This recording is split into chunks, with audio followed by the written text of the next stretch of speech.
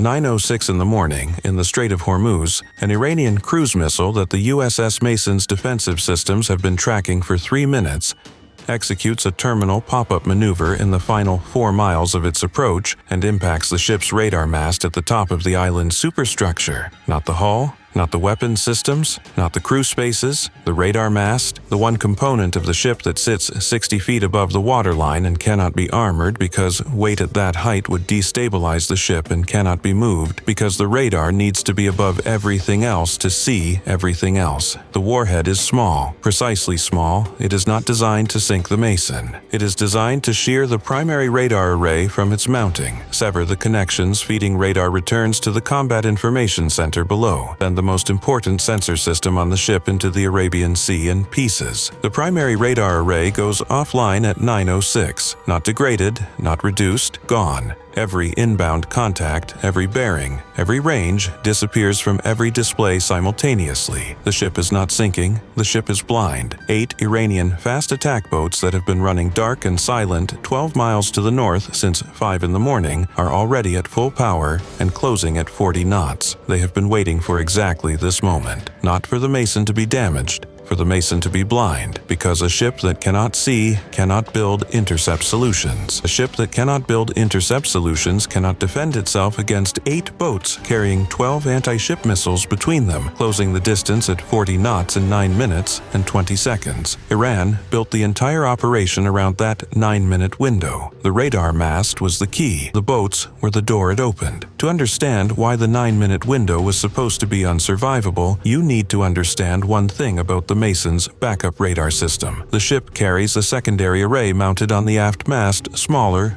shorter range, designed for navigation and atmospheric sensing rather than weapons engagement. It survived the missile impact entirely. It's active and running at 9:06 and producing radar returns on every contact within its range, including the 8 fast attack boats closing from the north. It cannot talk to the weapons system. The backup array outputs its data on a frequency band that the fire control computers were never designed to receive. The two systems speak different electronic languages, and there is no standard interface between them because nobody designed the ship expecting both arrays to coordinate simultaneously. The backup array is producing real information about real threats, and the fire control computers cannot hear any of it. Iran knew this. They studied the Mason's sensor architecture before building the attack. The radar mast hit was calculated specifically to leave the ship with a functioning sensor it could not use. A backup array producing perfect targeting data that the weapons system could not access. The cruelest possible outcome: the information exists, the weapons exist, and the connection between them does not.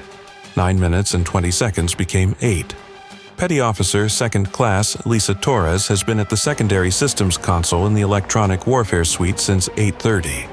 Her job during transit watches is passive monitoring of the surrounding electromagnetic environment. Not tactical work, not weapons work. The console assigned to the most junior operator in the suite because it produces nothing consequential during a clean transit. At 9:06, Torres feels the impact through the ship's structure before the damage report reaches her console. She looks at her display. The primary radar feed that has been running in the background of her monitoring screen goes flat. She pulls up the backup array status. Active, running, producing returns. She looks at the returns. 8 surface contacts 12 miles north, closing fast. She knows what she is looking at. She also knows what the Combat Information Center does not have access to. She reports to the Tactical Action Officer at 9:08. She tells him the backup array is active and tracking 8 contacts to the north. She tells him the array cannot feed the fire control computers in its current configuration. She tells him the configuration can be changed. She tells him it will take approximately 9 minutes through the maintenance interface. The Tactical Action Officer looks at 9 minutes. He looks at 9 minutes and 20 seconds remaining before the boats reach minimum engagement range. He tells her, 9 minutes is not faster than 9 minutes and 20 seconds, and the margin is not worth the risk of a failed reconfiguration, leaving the backup array offline entirely. He tells her to hold. 8 minutes became 7. The Combat Information Center is building firing solutions using data fed from the second destroyer in the formation. the USS Truxtun, transmitted over the formation's tactical data link. The Truxtun's radar sees the fast boats. The data link works. The geometry does not. The Truxtun's radar sees the contacts from a different angle and range than the Mason's fire control computers need to build clean solutions from the Mason's own weapons. Every solution the Combat Information Center generates from the Truxtun's data is degraded. Not unusable. Not precise enough for 8 simultaneous fast-moving surface contacts in the morning sea haze at ranges that are shortening by 40 knots per minute. 7 minutes became 6. At 9:08, 2 minutes after the radar mast hit, 20 drone contacts appear on the eastern bearing, fully visible to infrared sensors, clearly inbound. The Truxtun begins committing interceptors immediately because 20 inbound contacts demand a response regardless of what else is happening. The drone wave is not designed to reach either ship. It is designed to consume the Truxtun's interceptors and attention while the Mason is blind and the boats close, so that when the boats fire their missiles, the Truxtun has nothing left to engage the salvo with. A drone wave from the east and a missile salvo from the north arriving simultaneously at a formation with one blind ship and one depleted ship is the geometry Iran spent weeks calculating. The Truxtun fires interceptors at 9:08 and does not stop. 6 minutes became 5. In the Combat Information Center, the Tactical Action Officer is managing degraded solutions. A drone engagement consuming the formation's interceptor inventory. 8 fast contacts closing from a direction his own ship's sensors cannot directly track. And a crew that is working every problem correctly and finding that correct is not the same as sufficient. He has been doing this for 5 minutes and nothing has changed in a direction that helps. Torres is at her maintenance console. She has not been told to start the reconfiguration. She has been told to hold. She starts it anyway at 9:11 and does not report that she has started it. At 9:13, the lead Iranian fast attack boat fires. Not all 8 simultaneously. One early launch. The lead commander has detected the Truxtun's active radar sweeping toward his formation and understands the timing advantage is narrowing. He fires before reaching the intended firing position because waiting is worse than firing from the wrong range. One missile launches from 11 miles north at 9:13. The Mason's infrared sensors detect the launch. The Tactical Action Officer builds a solution from the Truxtun's data. He fires 2 interceptors. Both miss. The missile's sea-skimming approach drops it below the intercept geometry built from the Truxtun's off-angle data by 40 meters at the moment of engagement. 40 meters. Not a failure of the crew, a failure of the geometry. The solutions were degraded, and degraded solutions miss. The missile impacts the Mason's port hull above the waterline at 9:14. The warhead punches through the outer plating and detonates inside the forward equipment space. The blast injures 9 crew members, 4 seriously, 1 unconscious. A fire starts in the forward equipment space. The damage control team begins suppression at 9:16. The ship has been hit twice. The ship is blind, the fire is burning. At 9:14, the remaining 7 boats fire simultaneously. 11 missiles, 1 launcher malfunctions and eliminates 1 weapon from the salvo dropped to wave-top altitude and accelerates south. The Truxtun engages. 3 missiles intercepted cleanly. 8 remaining. The Truxtun's interceptor count drops to 12, 8 missiles. 4 minutes to impact.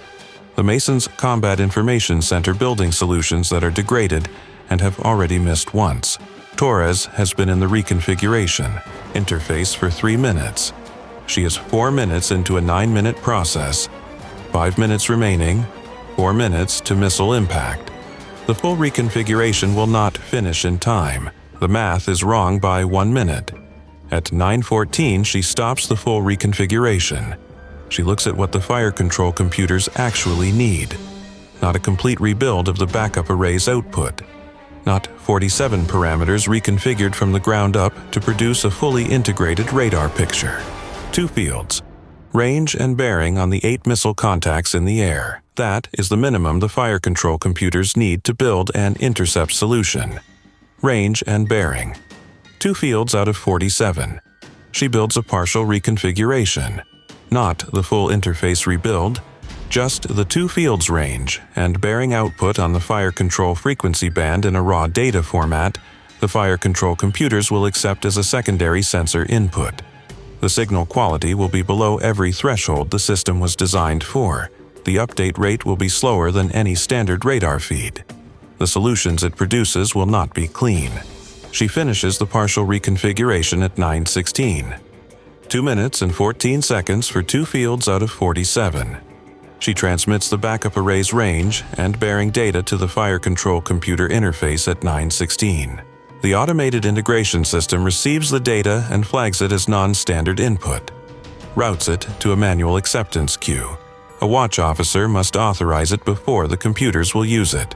Torres transmits directly to his console one line, not through any standard reporting channel, not in any standard format, his name and one sentence. Accept the secondary sensor input. It is the backup array. The range and bearing are real. The watch officer looks at the non-standard flag, looks at the 8 missile contacts at 3 miles and closing on the Truxton's display. Accepts the input at 9:16. The fire control computers receive range and bearing data from the Mason's backup array for the first time in the ship's operational history. Raw data, slow update rate, below every quality threshold. The intercept solutions it generates are not clean. They are not the solutions the primary radar would have produced. They are enough. 3 interceptors launch from the Mason at 9:16 on the 3 cleanest solutions from the backup array data. All 3 intercepts clean.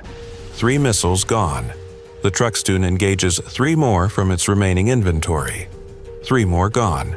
2 missiles remaining at 1.8 miles. The Mason's close-in gun system acquires both contacts visually at 2.4 miles inside the range, where infrared sensors support gun engagement without radar. Both contacts destroyed at 2.1 miles. Both warheads detonating close enough to the hull that the combined pressure waves throw 4 more crew members off their feet and crack the forward hull section further. The damage control team is managing 2 flooding points by 9:19. 8 missiles, 0 hits after 9:16. The fast boats, missiles expended, turn south at maximum speed at 9:17. A helicopter launched from the Truxton at 9:11 reaches the lead boat at 9:22, the boat that fired early and gave away the formation's position. It is gone at 9:23. Strike authorizations targeting the egress corridor reach the remaining 6 boats at 9:29.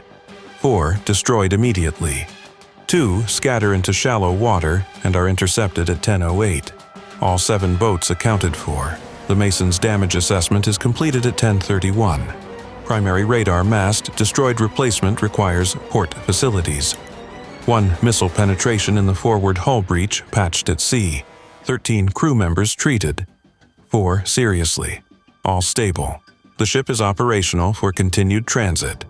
Torres writes her maintenance log at 10:14. Backup array reconfiguration initiated at 9:11 without authorization. Full reconfiguration suspended at 9:14. Partial reconfiguration completed at 9:16. Range and bearing output accepted by fire control computers at 9:16. 3 intercepts completed from Mason using backup array data. Then one line her commanding officer kept in the final report without changing a word. The array could always talk to the weapons system. Nobody had ever asked it to. Iran built the radar mass strike around one precisely calculated insight that the Mason's backup array could not feed the fire control computers, and that a ship with a functioning sensor it cannot use is operationally identical to a ship with no sensor at all. They studied the sensor architecture. They confirmed the frequency incompatibility. They built an attack that left the ship producing perfect information it could not act on. The insight was correct. The frequency incompatibility was real. The backup array was producing perfect range and bearing data on every threat contact in the engagement from the moment the primary radar was destroyed. The fire control computers could not receive it. Everything Iran calculated was accurate. The attack failed because a petty officer's second class had been thinking about that incompatibility for 6 weeks, not because she was assigned to think about it, not because anyone asked her to, but because a maintenance exercise gave her 30 minutes with the backup array's output configuration, and she noticed that the frequency mismatch was a setting, not a hardware limitation. And she wrote it in her personal maintenance log because things that strike her as interesting tend to matter later. It mattered at 9:14 when she stopped the 9-minute full reconfiguration and built a 2-minute partial one. Because 4 minutes was what she had, and 2 minutes was what she needed, and the difference between those two numbers was the difference between 8 missiles that arrived at the hull after 9:16 and 8 missiles that did not. 2 minutes and 14 seconds. 2 fields out of 47. 1 sentence transmitted to 1 watch officer. The array could always talk to the weapons system. Now it had. The Mason is past the horizon. 13 crew members in treatment. Radar mast gone. Hull breach patched. The ship fully operational and running the same strait it has been running since the blockade began. The 7 fast attack boats Iran positioned since 5 in the morning are debris spread across the approaches south of the strait. The radar mast that was supposed to make the Mason permanently blind for the rest of the engagement is being assessed for replacement at the next port call. The frequency incompatibility Iran built the attack around is documented in full in the after-action report distributed to every ship in the fleet by noon. Every secondary radar array on every American destroyer in every ocean is being evaluated this afternoon for the same partial reconfiguration Torres built in 2 minutes and 14 seconds. Iran identified the gap. Torres closed it. The gap no longer exists.